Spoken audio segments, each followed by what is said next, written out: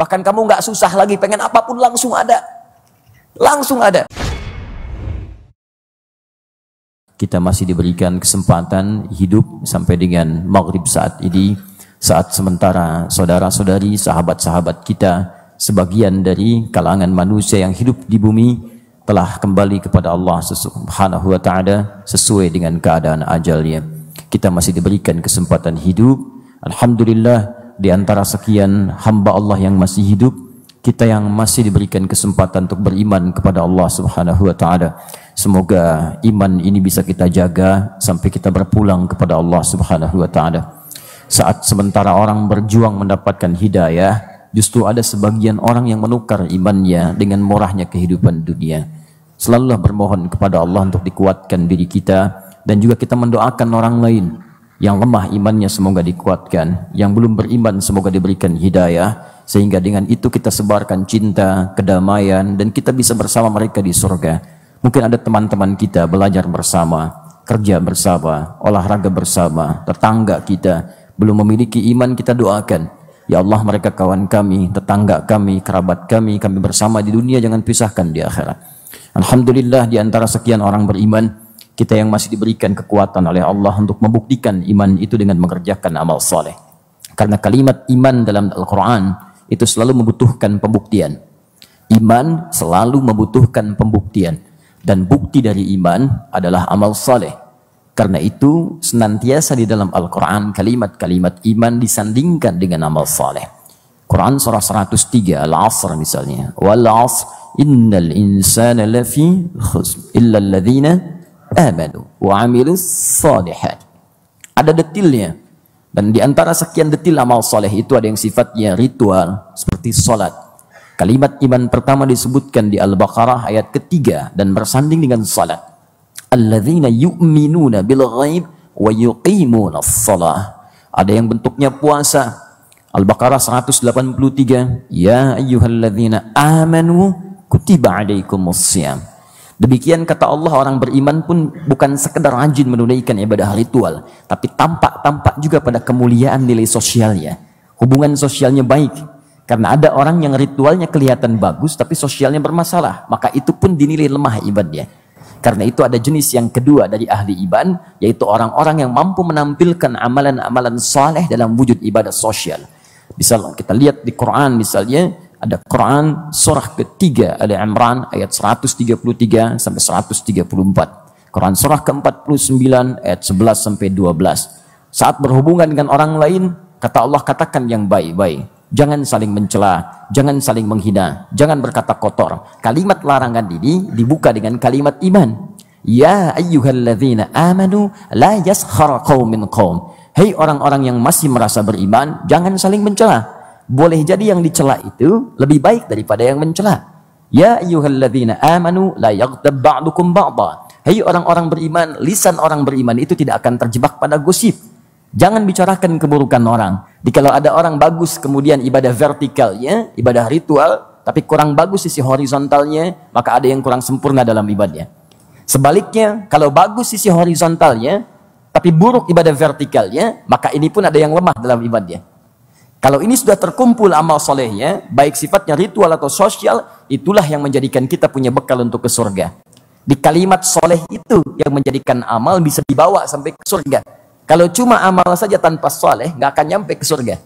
Karena itu ketika Allah memperkenalkan kalimat surga pertama di bumi, perhatikan baik-baik kalimatnya, diperdengarkan kepada makhluk di bumi, maka disebutkan di Quran surah kedua Al-Baqarah ayat ke-25. Allah sampaikan melalui lisan Rasulullah SAW, turun kemudian Al-Quran disampaikan melalui lisan Nabi. Perhatikan kalimatnya. Wa basyiril ladzina amanu iman wa amilus salihat. Amal saleh. Annalahum jannatin tajri min tahtihal anhar. Kata Allah, saya berikan kabar gembira. Muhammad, sampaikan kepada umatmu seluruhnya. Berikan kabar gembira. Saya sudah siapkan surga dengan segala kenikmatan yang sangat indah. Sungai-sungai mengalir di dalamnya. Bahkan kamu nggak susah lagi, pengen apapun langsung ada. Langsung ada. Jannatin tajri min tahtihal anhar. Kullama ruziqu minha min thamaratir rizqa qalu hadzal ladzi ruziqna min qablu. Yang hebat, wa utubihi mutasyabiha. Semua yang dipengenin ada, bentuknya sifatnya sesuai yang diharapkan, dibayangkan, nggak susah. Yang hebat ada yang sambil bertelekan, muttaqiina fiha 'alal araik. Sambil tiduran pengen anggur, gak bayangin anggur, celing muncul. Dan ada di antara mereka yang pernah hidup di dunia belum mendapatinya. Belum dapat, begitu masuk surga kepikiran langsung ada. Ada malam-malam pengen ngaji ke Salman. Begitu mau lewat, tuh ada buah durian tuh harum rasanya. Bentuknya sempurna terlihatnya. Mau mampir, bukan karena nggak bisa, sudah uang nggak ada, kesempatan nggak punya. Akhirnya modalnya tawakal aja gitu kan.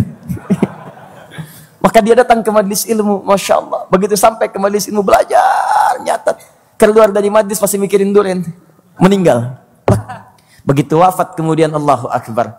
Dihisab masuk surga. Masuk surga kepikiran, ya Allah durian Salman. Celing. Ada. Wa utubihi mutasyabiha. Tapi poinnya amal saleh. Pertanyaannya, sampai dengan detik ini di malam ini, berapa banyak amal soleh yang sudah kita kumpulkan, terkhusus bagi Anda yang bercita-cita untuk ke surga. Duhai yang merindukan surga, berapa banyak bekal surga yang telah Anda kumpulkan sampai dengan saat ini? Jangan-jangan, maaf, Anda merindukan surga, tapi amalan Anda baru terbatas pada amalan dunia. Karena soleh itu melekat pada semua aktivitas kita. Terkhusus barangkali karena sekarang saya ada di lingkungan kampus, saya niatkan pula kepada semua stakeholder yang ada di kampus ini, termasuk mahasiswa-mahasiswinya. Ayo, jangan cuma sekedar belajar. Kalau cuma belajar, jangankan Anda, yang di luar pun yang belum beriman pada serius juga. Saya baru pulang dari Australia. Saya kunjungi kampus yang favorit di sana, ada Melbourne University, ada beberapa yang lain. Serius banget. Serius belajarnya, fasilitasnya serius. Tapi tidak menjadi amal soleh ketika tidak ada iman dalam pembelajarannya. Ya, tolong maksimalkan kesempatan Anda. Sambil belajar, iman Anda tuh dorong untuk belajar dengan sungguh-sungguh. Tidak ada ceritanya pelajar beriman di masa lalu yang tidak serius dalam pelajarannya. Bahkan Allah turunkan langsung ayat-ayat yang menuntun kita bagaimana cara belajar dengan benar. Perhatikan semua sahabat di masa Nabi. Tabi'in yang jadi para cendekiawan di masanya. Jadi ulama, jadi tokoh. Baik di bidang agama ataupun di bidang umum. Semuanya serius. Kata Allah, gak ada orang beriman belajar kecuali mempelajari sampai paham. Lihat tafaqahu fid din. Jadi bukan cuma datang, ngisi absen, duduk paling belakang, kadang-kadang ngantuk, tidur, gak pernah nanya, pulang. Begitu dekat ujian baru sistem SKS diterapkan. Ya, sistem kebut semalam, sistem kebut sejam, pinjam catatan teman, kopi, dia, tidak demikian. Ya, pelajar beriman tidak begitu. Dan Anda petakan sampai dengan 4-5 tahun ke depan, apa yang Anda kerjakan di sini? Minimal hafalkan Quran. Hafalkan Quran. Datang sehari satu ayat, 5 tahun Anda diwisuda bukan hanya sebatas pelajar dengan IPK 4,0 itu. Tapi Anda pun mendapat status sebagai hafizul Qur'anil Karim. Demi Allah saya katakan, begitu Anda mendapati itu semua, Anda akan dimuliakan bukan cuma oleh orang dunia, penduduk langit pun akan menghormati Anda. Naikkan update status Anda. Berikan yang terbaik. Dan jangan khianati orang tua Anda. Karena mereka pun malam-malam hari bermohon kepada Allah. Keringat darah mereka, bekerja mereka. Perhatikan Bapak Al-Bukhari di ujung sana. Ujung bagian Sumatera di Aceh. Bagaimana menyekolahkan putrinya Rini ke UIN Ar-Raniri. Dengan luar biasanya, banting tulangnya, macam-macamnya. Lalu diarahkan anaknya untuk belajar dengan serius. Sampai ketika lulusnya, bahkan sampai datang ke wisidanya untuk mengambil bagian dari syahadatnya. Syahadah, ijazahnya, sertifikatnya. Kalau Anda masih berpikir untuk malas-malasan dalam kuliah, coba tengoklah orang-orang yang serius di antara para ayah dan ibu yang mendoakan anak-anaknya. Itu di antara yang saya sampaikan untuk pembuka kita. Tapi yang paling dahsyat, ada tuntunan dalam Al-Quran yang memberikan garis kesuksesan bahkan dari sebelum lahir, sejak masa kandungan, masa kelahiran, masa remaja, dewasa, menikah, jadi ayah, sampai dengan sepuh, sampai kembali kepada Allah Subhanahu wa Ta'ala. Ada beberapa tuntunan ayat-ayat, bahkan hadis-hadis Nabi yang mengantarkan petunjuk pada kita bagaimana meraih kesuksesan dan kebahagiaan di dua alam. Ada dalam bentuk ikhtiar, ada dalam bentuk yang sifatnya permohonan kepada Allah, memohon bimbingan dan petunjuk.